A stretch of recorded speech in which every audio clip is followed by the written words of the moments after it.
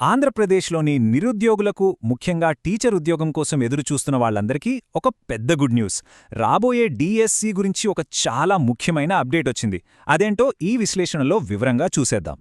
So అందరి మదిలోనూ మెదులుతున్న ప్రశ్న ఇదే: నిజంగా ఫిబ్రవరిలో కొత్త టీచర్ జాబ్స్ నోటిఫికేషన్ వస్తుందా?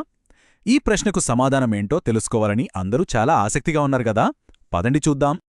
ఆ ప్రశ్నకు సమాధానం ఎస్, అవునండి, విన్నది నిజమే. ఫిబ్రవరిలోనే కొత్త డిఎస్సి అంటే జిల్లా సెలక్షన్ కమిటీ నోటిఫికేషన్ ఇచ్చేందుకు అధికారులు ఫుల్ స్వింగ్లో ప్రిపరేషన్స్ చేస్తున్నారు.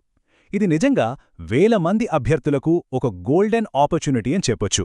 సరే, నోటిఫికేషన్ వస్తుంది అంటున్నారు, మరి పోస్టులు ఎన్ని? స్కూల్ ఎడ్యుకేషన్ డిపార్ట్మెంట్ ఈ నోటిఫికేషన్ ద్వారా భర్తీ చేయాలనుకుంటున్న పోస్టుల సంఖ్య అక్షరాల 2500. అవును, దాదాపు 2500 ఉద్యోగాలు. ప్రస్తుతానికైతే అంచనా 2000 పోస్టులని చెబుతున్నారు. కాని అసలు విషయమేంటంటే, అధికారులు ఫైనల్ లెక్కలు వేసేసరికి ఈ సంఖ్య ఖచ్చితంగా 2500 దాకా వెళ్లే అవకాశముందట. ఇది అభ్యర్థులకు ఇంకాస్త బూస్టిస్తుంది కదా. ఓకే, ఇప్పుడు ఈ నోటిఫికేషన్లోనే అత్యంత కీలకమైన, ఒక రకంగా చెప్పాలంటే గేమ్ చేంజర్ లాంటి విషయం గురించి మాట్లాడుకుందాం. ఇది ప్రతి అభ్యర్థి ప్రిపరేషన్ స్ట్రాటజీని మార్చేస్తుంది. అదేంటంటే కొత్త ఎగ్జామ్ ప్యాటర్న్. ఇప్పటిదాకా డిఎస్సి అంటే ఎలా ఉండేది? మనకు తెలిసిన సబ్జెక్ట్ పేపర్ ఒక్కటే ఉండేది. కాని ఇప్పుడు అలా కాదు. ఈ కొత్త విధానంలో సబ్జెక్ట్ పేపర్తో పాటుగా అదనంగా ఇంకొక కొత్త పేపర్ను కూడా రాయాల్సుంటుంది. ఇక్కడే అసలు ట్విస్ట్ ఉంది. మరి ఈ కొత్త పేపర్లో ఏముంటుంది అని ఆలోచిస్తున్నారా? ఈ కొత్త పేపర్ ముఖ్యంగా 2 స్కిల్స్ను టెస్ట్ చేయబోతోంది. ఒకటి ఇంగ్లీష్ లాంగ్వేజ్లో ప్రావీణ్యం, 2 బేసిక్ కంప్యూటర్ నాలెడ్జ్. ఈ 2 చాలా ఇంపార్టెంట్ అన్నమాట.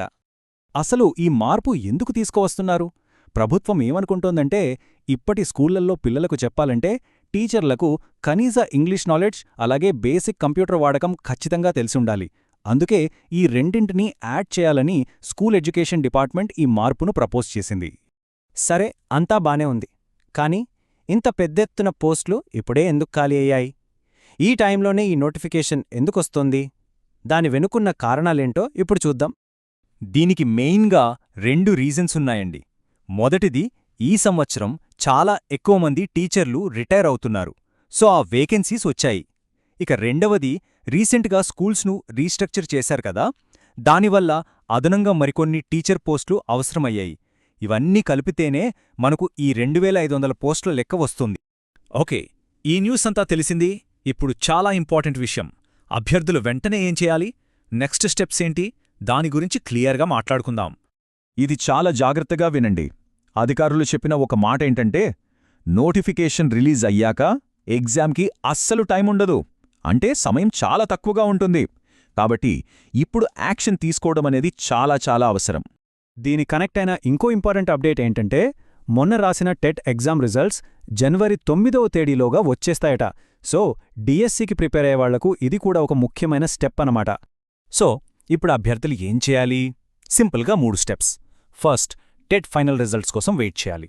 సెకండ్, అస్సలు టైం వేస్ట్ చేయకుండా కొత్తగా యాడ్ చేసిన సిలబస్ అంటే ఇంగ్లీష్, కంప్యూటర్స్ మీద వెంటనే ఫోకస్ పెట్టాలి.